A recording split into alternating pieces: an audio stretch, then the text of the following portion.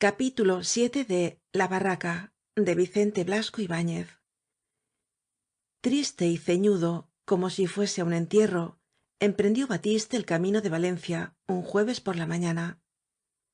Era día de mercado de animales en el cauce del río, y llevaba en la faja como una gruesa protuberancia el saquito de arpillera con lo que le restaba de sus ahorros. Llovían desgracias en la barraca. Sólo faltaba que cayera sobre ellos la techumbre aplastándolos á todos. ¡Qué gente! ¿Dónde se habían metido? El chiquitín, cada vez peor, temblando de fiebre en los brazos de su madre, que lloraba á todas horas, visitado 2 veces al día por el médico, en fin, una enfermedad que iba á costarle 12 ó 15 duros, como quien dice nada. El mayor Batistet apenas si podía salir más allá de sus campos. Aún tenía la cabeza envuelta en vendas y la cara cruzada de chirlos, después del descomunal combate que una mañana sostuvo en el camino con otros de su edad que iban como él á recoger estiércol en Valencia.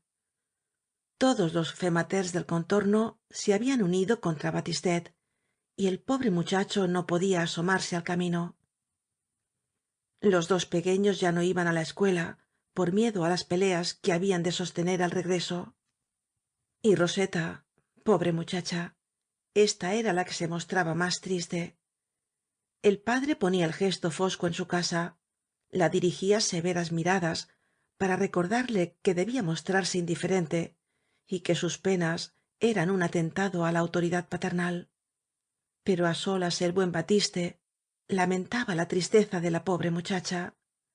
Él también había sido joven y sabía cuán pesadas resultan las penas del querer. Todo se había descubierto. Después de la famosa riña en la fuente de la Reina, la huerta entera estuvo varios días hablando de los amores de Roseta con el nieto del tío Tomba. El panzudo carnicero de Alboraya bufaba de coraje contra su criado. ¡Ah, grandísimo pillo! Ahora sabía por qué olvidaba sus deberes, por qué pasaba las tardes vagando por la huerta como un gitano. El señor se permitía tener novia como si fuese un hombre capaz de mantenerla. ¿Y qué novia, santo Dios? No había más que oir á los parroquianos cuando parloteaban ante su mesa. Todos decían lo mismo. Se extrañaban de que un hombre como él, religioso, honrado y sin otro defecto que robar algo en el peso, permitiera que su criado acompañase á la hija del enemigo de la huerta, de un hombre malo, del cual se decía que había estado en presidio. Y como todo esto, en concepto del ventrudo patrón, era una deshonra para su establecimiento, á cada murmuración de las comadres se ponía furioso, amenazando con su cuchilla al tímido criado, ó increpaba al tío Tomba para que corrigiera el pillete de su nieto. Total, que el carnicero despidió al muchacho, y su abuelo le buscó colocación en Valencia en casa de otro cortante, rogando que no le concediesen libertad ni aun en los días de fiesta, para que no volviera á esperar en el camino á la hija de Batiste. Tonet partió sumiso, con los ojos húmedos, como uno de los borregos que tantas veces había llevado á rastras ante el cuchillo de su amo. No volvería más. En la barraca quedaba la pobre muchacha, ocultándose en su estudi para gemir, haciendo esfuerzos por no demostrar su dolor ante la madre, que irritada por tantas contrariedades se mostraba intratable, y ante el padre, que hablaba de hacerla pedazos si volvía á tener novio y á dar que hablar á los enemigos del contorno. Al pobre Batiste, tan severo y amenazador, lo que más le dolía de todas sus desgracias era el desconsuelo de la muchacha, falta de apetito, amarillenta, ojerosa, haciendo esfuerzos por aparecer indiferente, sin dormir apenas, lo que no impedía que todos los días marchase puntualmente á la fábrica, con una vaguedad en la mirada reveladora de que su pensamiento rodaba lejos, de que estaba soñando por dentro á todas horas. ¿Eran posibles más desgracias? Pues aún quedaban otras. En aquella barraca ni las bestias se libraban de la atmósfera envenenada del odio que parecía flotar sobre ella. Al que no lo atropellaban le hacían sin duda mal de ojo, y por esto su pobre morrut, el caballo viejo que era como de la familia, que había arrastrado por los caminos el pobre ajuar y los chicos en las peregrinaciones de la miseria, se había debilitado poco á poco en el establo nuevo, el mejor alojamiento de su larga vida de trabajo. Se portó como persona honrada en la época peor, cuando recién establecida la familia en la barraca había que arar la tierra maldita petrificada por 10 años de abandono, cuando había que hacer continuos viajes á Valencia en busca del cascote de los derribos y las maderas viejas, cuando el pasto no era mucho y el trabajo abrumador, y ahora que frente al ventanuco de la cuadra se extendía un gran campo de hierba fresca, erguida y ondeante, toda para él, ahora que tenía la mesa puesta con aquel verde y jugoso mantel que olía á gloria, ahora que engordaba, que se redondeaban sus ancas puntiagudas y su dorso nudoso, había muerto sin saber de qué, tal vez en uso de su perfecto derecho al descanso, después de sacar á flote la familia. Se acostó un día sobre la paja negándose á salir, mirando á Batiste con ojos vidriosos y amarillentos que hacían expirar en los labios del amo los votos y amenazas de la indignación. Parecía una persona el pobre morrut. Batiste, recordando su mirada, sentía deseos de llorar. La barraca púsose en conmoción, y esta desgracia hasta hizo que la familia olvidase momentáneamente al pobre Pascualet que temblaba de fiebre en la cama. La mujer de Batiste lloraba. Aquel animal, alargando su manso hocico, había visto venir al mundo á casi todos sus hijos. Aún recordaba ella como si fuera ayer cuando lo compraron en el mercado de Sagunto, pequeño, sucio, lleno de costras y asquerosidades, como un jaco de desecho.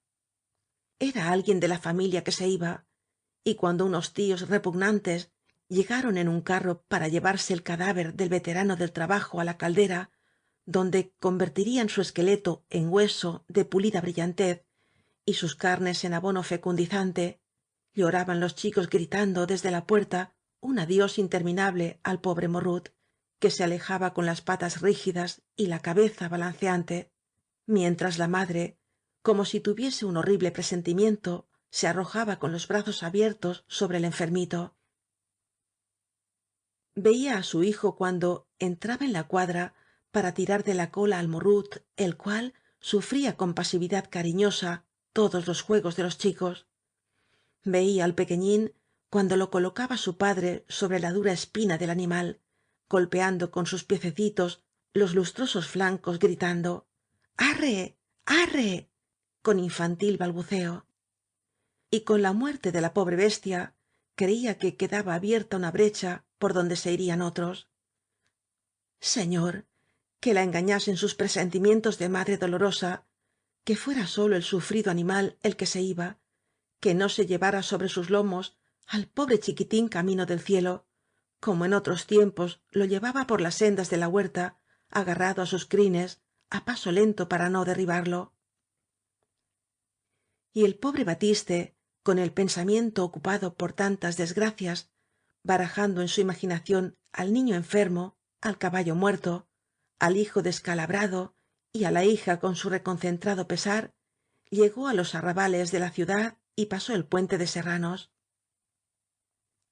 Al extremo del puente, en la explanada entre los dos jardines, frente á las ochavadas torres que asomaban por encima de la arboleda, las arcadas ojivales, las avanzadas barbacanas y la doble corona de almenas, se detuvo Batiste pasándose las manos por la cara. Tenía que visitar á los amos, los hijos de don Salvador, y pedirles á préstamo un piquillo para completar la cantidad que había de costarle un rocín que sustituyese al pobre morrut. Y como el aseo es el lujo del pobre, se sentó en un banco de piedra, esperando que le llegara el turno para limpiarse de las barbas de 2 semanas, punzantes y tiesas como púas que ennegrecían su cara. A la sombra de los altos plátanos, funcionaban las peluquerías de la gente huertana, los barberos de cara al sol. Un par de sillones con asiento de esparto y brazos pulidos por el uso, un anafe en el que hervía el puchero del agua, los paños de dudoso color y unas navajas melladas que arañaban el duro cutis de los parroquianos con rascones que daban escalofríos, constituían toda la fortuna de aquellos establecimientos al aire libre. Muchachos cerriles que aspiraban á ser mancebos en las barberías de la ciudad hacían allí sus primeras armas, y mientras se amaestraban infiriendo cortes ó poblando las cabezas de trasquilones y peladuras, el amo daba conversación á los parroquianos sobre el banco del paseo, ó leía en alta voz el periódico al coro que con la guijada en ambas manos escuchaba impasible. A los que se sentaban en el sillón de los tormentos pasábanles un pedazo de jabón de piedra por las mejillas y frota que te frota hasta que levantaba espuma. Después venía el navajeo cruel, los cortes que aguantaba firmemente el parroquiano con la cara manchada de sangre. Un poco más allá sonaban las enormes tijeras en continuo movimiento, pasando y repasando sobre la redonda testa de algún mocetón presumido, que quedaba esquilado como perro de aguas, el colmo de la elegancia, larga greña sobre la frente y la media cabeza de atrás cuidadosamente rapada. Batiste fué afeitado con bastante suerte, mientras oía hundido en el sillón de esparto y los ojos entornados la lectura del maestro con voz nasal y monótona y sus comentarios y glosas de hombre experto en la cosa pública. No sacó más que 3 raspaduras y un corte en la oreja. Otras veces había sido más. Dio su medio real y se metió en la ciudad por la puerta de Serranos. 2 horas después volvió á salir y se sentó en el banco de piedra entre el grupo de los parroquianos para oir al maestro mientras llegaba la hora del mercado. Los amos acababan de prestarle el piquillo que le faltaba para la compra del caballo. Ahora lo importante era tener buen ojo para escoger, serenidad para no dejarse engañar por la astuta gitanería que pasaba ante él con sus bestias y descendía por la rampa al cauce del río. Las 11. El mercado debía estar en su mayor animación. Llegaba hasta Batiste el confuso rumor de un hervidero invisible, subían los relinchos y las voces desde el fondo del cauce.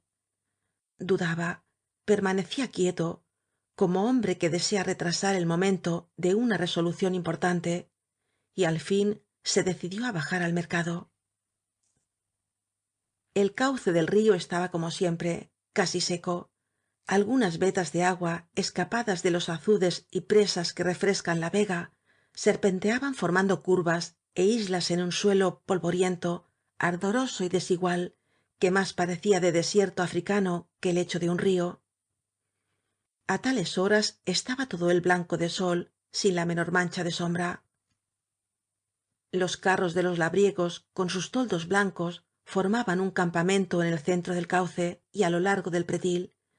Puestas en fila estaban las bestias á la venta, las mulas negras y coceadoras con sus rojos caparazones y sus ancas brillantes agitadas por nerviosa inquietud, los caballos de labor, fuertes pero tristes cual siervos condenados á eterna fatiga, mirando con ojos vidriosos á todos los que pasaban como si adivinasen al nuevo tirano, y las pequeñas y vivarachas jacas hiriendo el polvo con sus cascos, tirando del ronzal que las mantenía atadas al muro. Junto á la rampa de bajada estaban los animales de desecho, asnos sin orejas, de pelo sucio y asquerosas pústulas, caballos tristes cuyo pellejo parecía agujerearse con las agudeces de la descarnada osamenta, mulas ciegas con cuello de cigüeña, toda la miseria del mercado, los náufragos del trabajo, que con el cuero molido á palos, el estómago contraído y las escoriaciones roídas por las moscas verdosas é hinchadas, esperaban la llegada del contratista de las corridas de toros ó del mendigo que aún sabría utilizarlos. Junto á las corrientes de agua en el centro del cauce, en las riberas que la humedad había cubierto de una débil capa de césped, trotaban las manadas de potros sin domar, al aire la larga crin arrastrando la cola por el suelo. Más allá de los puentes, al través de los redondos ojos de piedra, veíanse los rebaños de toros con las patas encogidas, rumiando tranquilamente la hierba que les arrojaban los pastores, ó andando perezosamente por el suelo abrasado, sintiendo la nostalgia de las frescas dehesas y plantándose fieramente cada vez que los chicuelos les silbaban desde los pretiles. La animación del mercado iba en aumento. En torno de cada caballería cuya venta se ajustaba, aglomerábanse grupos de gesticulantes y parlanchines labriegos en mangas de camisa, con la vara de fresno en la diestra. Los gitanos, secos, bronceados, de zancas largas y arqueadas, zamarra adornada con remiendos y gorra de pelo, bajo la cual brillaban sus ojos negros con resplandor de fiebre, hablaban sin cesar, echando su aliento á la cara del comprador como si quisieran hipnotizarle. Pero fíjese usted bien en la jaca, repare usted en las líneas, si parece una señorita. Y el labriego, insensible á las melosidades gitanas, encerrado en sí mismo, pensativo é incierto, miraba al suelo, miraba la bestia, se rascaba el cogote y acababa diciendo con energía de testarudo: bueno, pos no done més. Para concertar los chambos y solemnizar las ventas, buscábase el amparo de un sombrajo, bajo el cual una mujerona vendía bollos adornados por las moscas, ó llenaba pegajosas copas con el contenido de media docena de botellas alineadas sobre una mesa de zinc. batiste pasó y repasó varias veces por entre las bestias sin hacer caso de los vendedores que le acosaban adivinando su intención. Nada le gustaba. ay, pobre morrut, cuán difícil era encontrarle sucesor. De no obligarlo la necesidad, se hubiese ido sin comprar. Creía ofender al difunto fijando su atención en aquellas bestias antipáticas. Por fin se detuvo ante un rocín blanco, no muy gordo ni lustroso, con algunas rozaduras en las piernas y cierto aire de cansancio. Una bestia de trabajo que, aunque se mostraba abrumada, parecía fuerte y animosa. Apenas le pasó una mano por las ancas, apareció junto á él el gitano, obsequioso, campechanote, tratándole como si lo conociera de toda la vida. es un animal de perlas. Bien se ve que usted conoce las buenas bestias.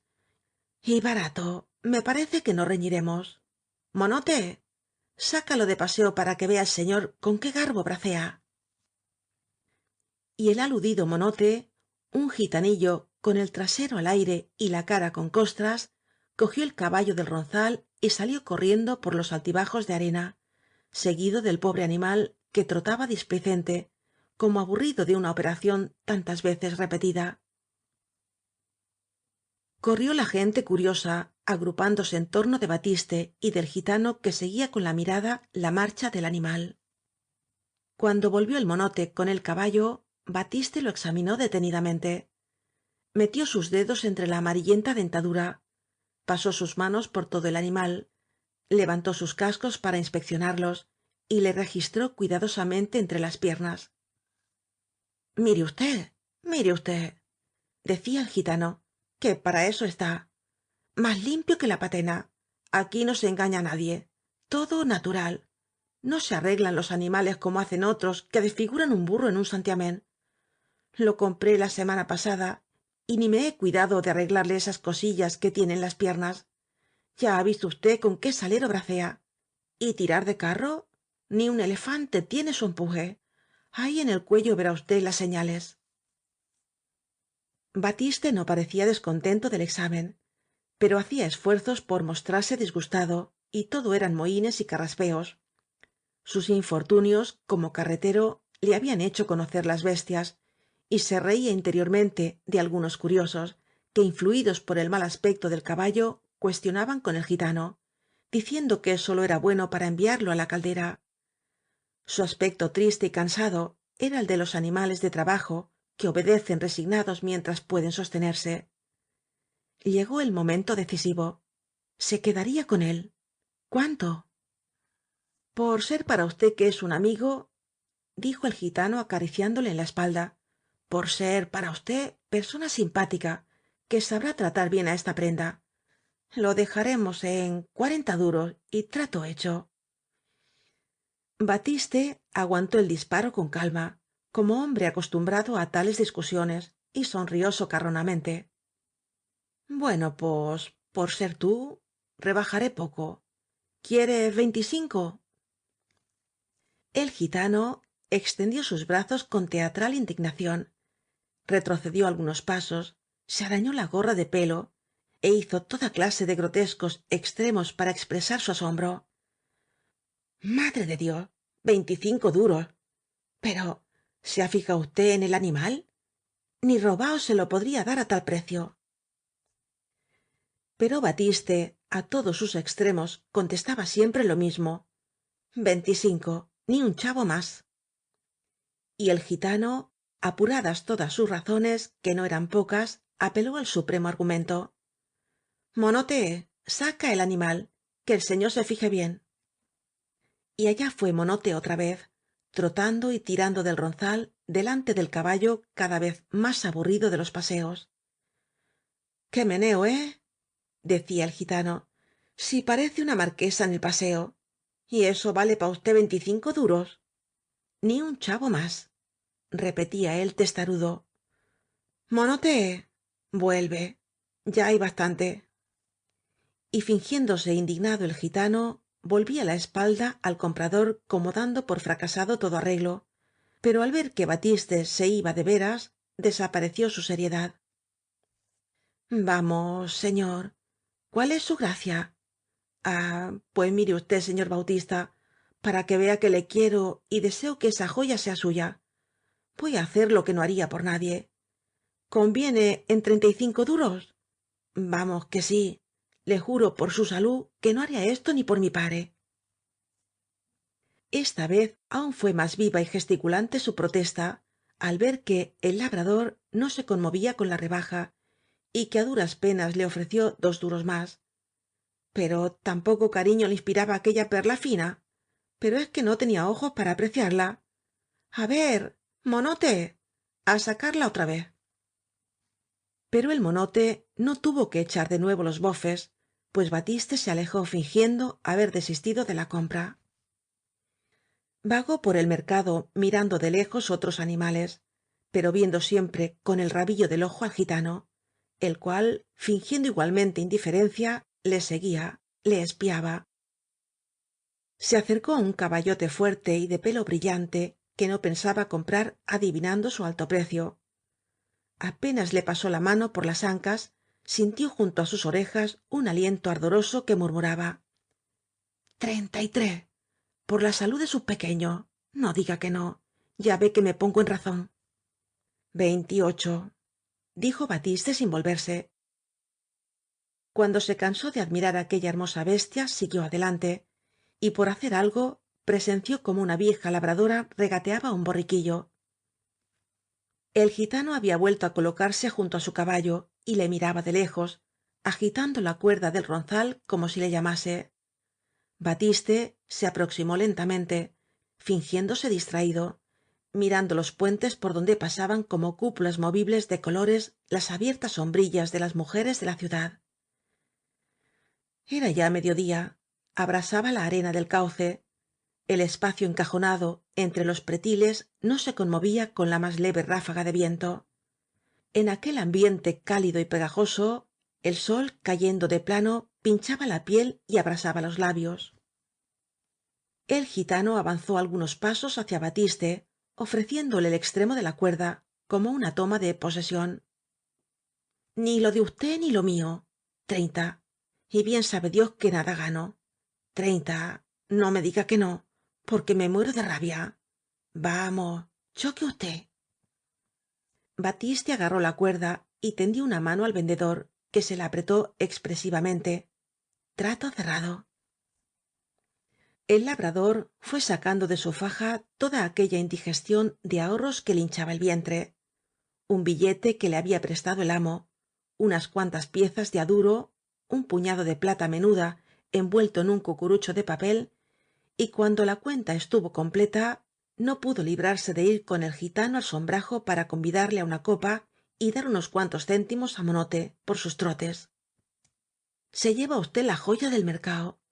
Hoy es buen día para usted, señor Bautista. Se ha santiguao con la mano derecha y la Virgen ha salido á verle. Aún tuvo que beber una segunda copa, obsequio del gitano, y por fin, cortando en seco su raudal de ofrecimientos y zalamerías, cogió el ronzal de su nuevo caballo y ayudado por el servicial Monote montó en el desnudo lomo saliendo al trote del ruidoso mercado.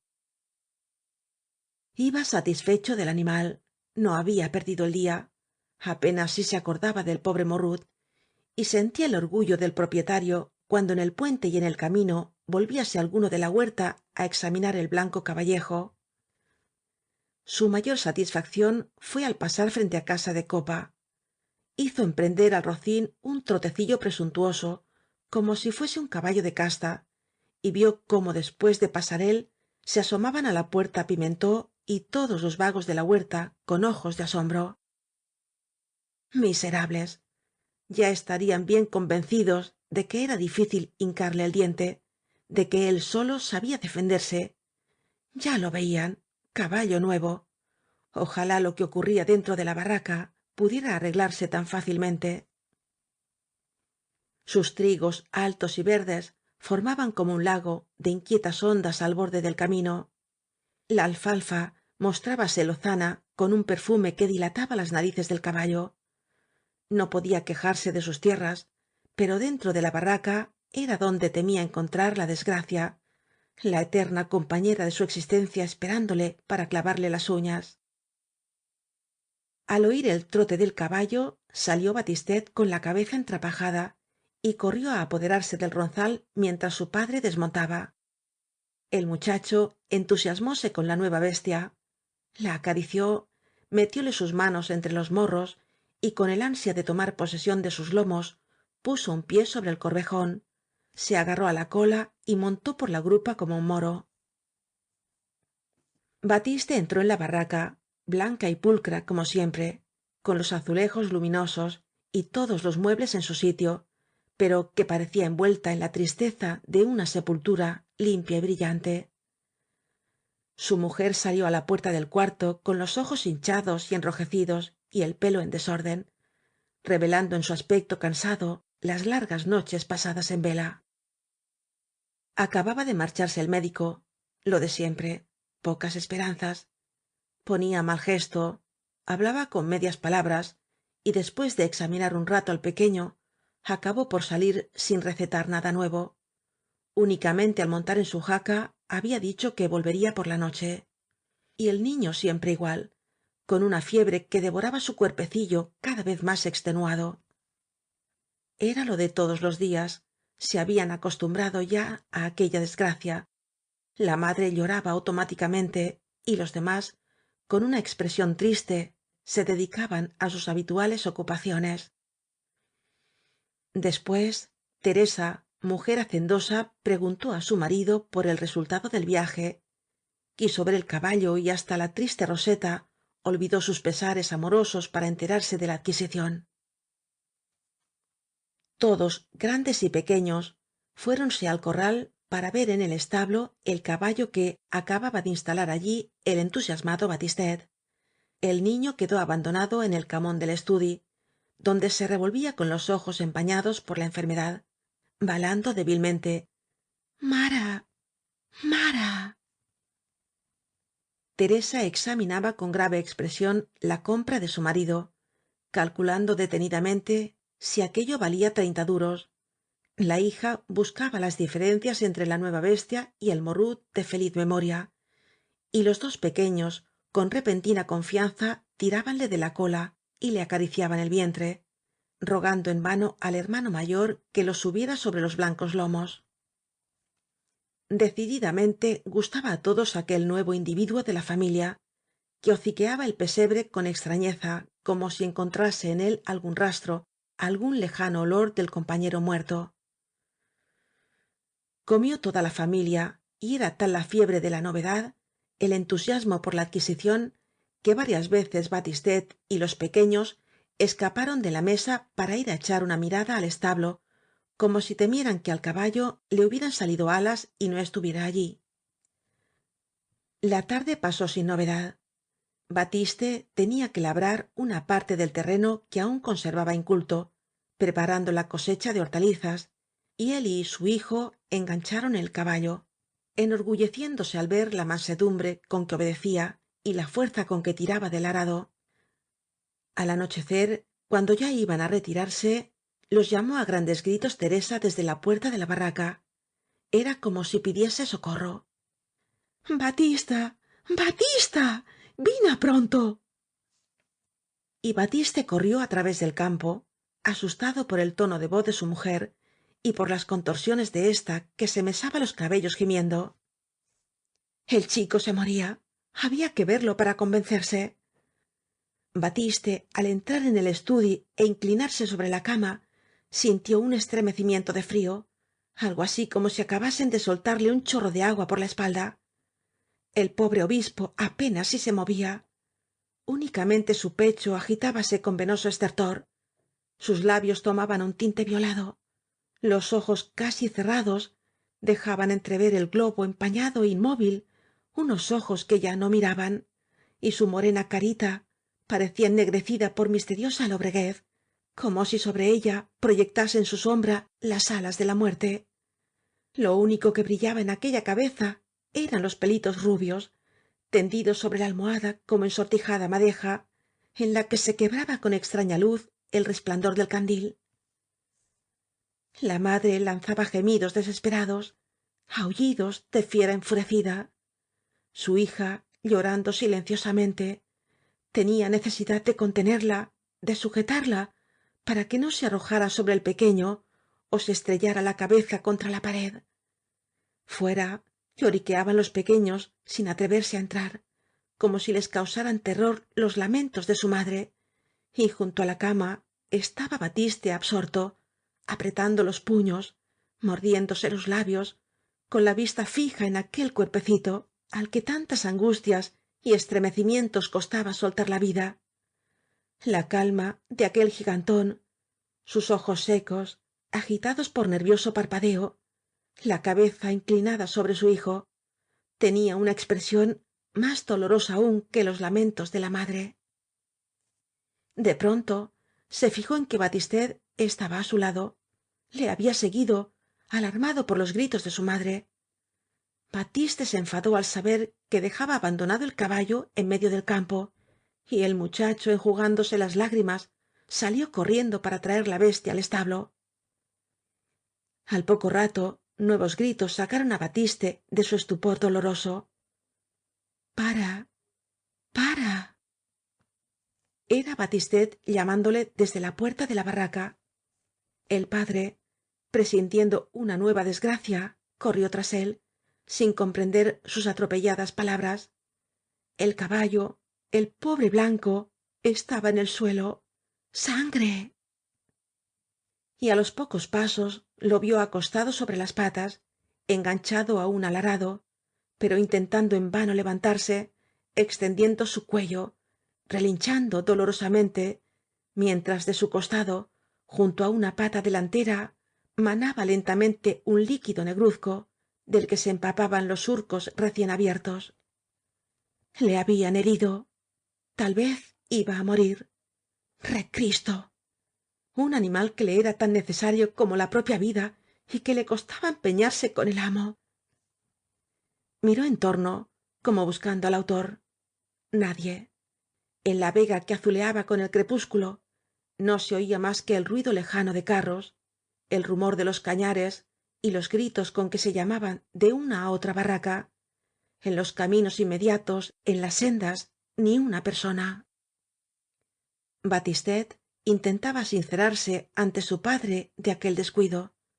Cuando corría hacia la barraca, había visto venir por el camino un grupo de hombres, gente alegre que reía y cantaba, regresando sin duda de la taberna. Tal vez eran ellos. El padre no quiso oir más. Pimentó. ¿Quién otro podía ser? El odio de la huerta le asesinaba un hijo, y ahora aquel ladrón le mataba la caballería. adivinando lo necesaria que le era. Cristo, no había ya bastante para que un cristiano se perdiera. Y no razonó más. Sin saber lo que hacía, regresó á la barraca. Cogió su escopeta detrás de la puerta y salió corriendo, mientras instintivamente abría la recámara de su arma para ver si los dos cañones estaban cargados. Batistet se quedó junto al caballo intentando restañarle la sangre con su pañuelo de la cabeza. Sintió miedo viendo á su padre correr por el camino con la escopeta preparada, ansioso por desahogar su furor matando. Era terrible el aspecto de aquel hombretón tranquilo y cachazudo, en el cual despertaba la fiera, cansada de que la hostigasen un día y otro día. En sus ojos inyectados de sangre brillaba la fiebre del asesinato. Todo su cuerpo estremecíase de cólera, esa terrible cólera del Pacífico que cuando rebasa el límite de la mansedumbre es para caer en la ferocidad. Como un jabalí furioso se entró por los campos, pisoteando las plantas, saltando las regadoras, tronchando cañares. Se abandonó el camino fué por llegar antes á la barraca de Pimentó. Alguien estaba en la puerta. La ceguera de la cólera y la penumbra del crepúsculo no le permitieron distinguir si era hombre ó mujer, pero vió cómo de un salto se metía dentro y cerraba de golpe la puerta, asustado por aquella aparición próxima á echarse la escopeta á la cara. batiste se detuvo ante la cerrada barraca. pimentó, lladre, asómat. Y su voz le causaba extrañeza como si fuera de otro. Era una voz trémula, aflautada, aguda por la sofocación de la cólera. Nadie contestó. La puerta seguía cerrada, cerradas las ventanas y las tres aspilleras del remate de la fachada que daban luz al piso alto, á la cambra donde se guardaban las cosechas. El bandido le estaría mirando por algún agujero. Tal vez preparaba su escopeta para dispararle á traición desde uno de los altos ventanillos. E instintivamente, con esa previsión moruna atenta siempre á suponer en el enemigo toda clase de malas artes, guardó su cuerpo tras el tronco de una higuera gigantesca que sombreaba la barraca de Pimentó. El nombre de éste sonaba sin cesar en el silencio del crepúsculo, acompañado de toda clase de insultos. baixa, cobarde, asómat, morral. Y la barraca, silenciosa y cerrada, como si la hubiesen abandonado. Creyó batiste oir gritos ahogados de mujer, un rumor de lucha, algo que le hizo suponer un pugilato entre la pobre pepeta deteniendo á pimentó que quería salir á contestar los insultos, pero después no oyó nada y sus improperios siguieron sonando en un silencio desesperante. Esto le enfurecía más aún que si el enemigo se hubiera presentado. Se sentía enloquecer, parecíale que la muda barraca se burlaba de él, y abandonando su escondrijo se arrojó contra la puerta golpeándola á culatazos. Las maderas estremecíanse con aquel martilleo de gigante loco. Quería saciar su rabia en la vivienda, ya que no podía hacer añicos al dueño, y tan pronto aporreaba la puerta como daba de culatazos á las paredes, arrancando enormes yesones. Hasta se echó varias veces la escopeta á la cara, queriendo disparar los dos tiros contra las ventanillas de la cambra, deteniéndole únicamente el miedo á quedar desarmado. Su cólera iba en aumento, rugía los insultos, los ojos inyectados apenas si veían, se tambaleaba como si estuviera ebrio, iba á caer al suelo apoplético, agonizante de cólera, asfixiado por la rabia, pero se salvó, pues de repente las nubes rojas que le envolvían se rasgaron. Al furor sucedió la debilidad. Vio toda su desgracia, se sintió anonadado. Su cólera, quebrantada por tan horrible tensión, se desvaneció. Y batiste, en medio del rosario de insultos, sintió que su voz se ahogaba hasta convertirse en un gemido y por fin rompió á llorar. Ya no insultó más á Pimentó. Fué poco á poco retrocediendo hasta llegar al camino y se sentó en un ribazo con la escopeta á los pies. Allí lloró y lloró, sintiendo con esto un gran bien, acariciado por las sombras de la noche que parecían tomar parte en su pena, pues cada vez se hacían más densas ocultando su llanto de niño. Cuán desgraciado era, solo contra todos. Al pequeñín lo encontraría muerto al volver á la barraca. El caballo, que era su vida inutilizado por aquellos traidores. El mal llegando á él de todas partes, surgiendo de los caminos, de las casas, de los cañares, aprovechando todas las ocasiones para herir á los suyos. Y él, inerme, sin poder defenderse de aquel enemigo, que se desvanecía apenas él intentaba revolverse cansado de sufrir. Señor, ¿qué había hecho él para padecer tanto? No era un hombre honrado.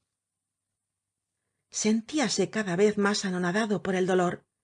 Allí se quedaba clavado en el ribazo. Podían venir sus enemigos. No tenía fuerzas ni para coger la escopeta que estaba á sus pies. Oíase en el camino un lento campanilleo que poblaba la oscuridad de misteriosas vibraciones. Batiste pensó en su pequeño, en el pobre obispo que ya habría muerto.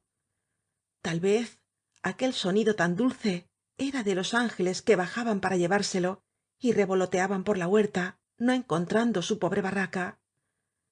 Si no quedasen los otros, los que necesitaban sus brazos para vivir. El pobre hombre ansiaba el anonadamiento. Pensaba en la felicidad de dejar allí bajo, en el ribazo, aquel corpachón, cuyo sostenimiento tanto le costaba, y agarrado a la almita de su hijo, de aquel inocente, volar, volar como los bienaventurados que él había visto guiados por los ángeles en los cuadros de las iglesias. El campanilleo sonaba junto á él y pasaban por el camino bultos informes que su vista turbia por las lágrimas no acertaba á definir. Sintió que le tocaban con la punta de un palo y levantando la cabeza vió una escueta figura, una especie de espectro que se inclinaba hacia él. Reconoció al tío Tomba, el único de la huerta á quien no debía algún pesar. El pastor, tenido por brujo, poseía la adivinación asombrosa de los ciegos. Apenas reconoció á batiste, pareció comprender toda su desgracia. Tentó con el palo la escopeta que estaba á sus pies y volvió la cabeza como buscando en la obscuridad la barraca de Pimentó. Hablaba con lentitud, con una tristeza tranquila, como un hombre acostumbrado á las miserias de un mundo del que pronto había de salir. Adivinaba el llanto de batiste. Fill meu, fill meu. Todo lo que ocurría lo esperaba él. Ya se lo había advertido el primer día que le vio instalado en las tierras malditas. Le traerían desgracia. Acababa de pasar frente á su barraca y había visto luces por la puerta abierta. Había oído gritos de desesperación. El perro aullaba. Había muerto el pequeño, ¿verdad? Y él allí, creyendo estar sentado en un ribazo, cuando en realidad donde estaba era con un pie en presidio. Así se perdían los hombres y se disuelven las familias. Acabaría matando tontamente como el pobre Barret y muriendo como él en presidio. Era inevitable. Aquellas tierras estaban maldecidas por los pobres y no podían dar más que frutos de maldición. Y mascullando sus terribles profecías, el pastor se alejaba tras de sus ovejas camino del pueblo, aconsejando al pobre batiste que se marchara también, pero lejos, muy lejos, donde no tuviera que ganar el pan luchando contra el odio de la miseria. E invisible ya, hundido en las sombras, batiste escuchaba todavía su voz lenta y triste que le causaba escalofríos. Creu-me, fill meu, te portaran desgracia. Fin del capítulo 7.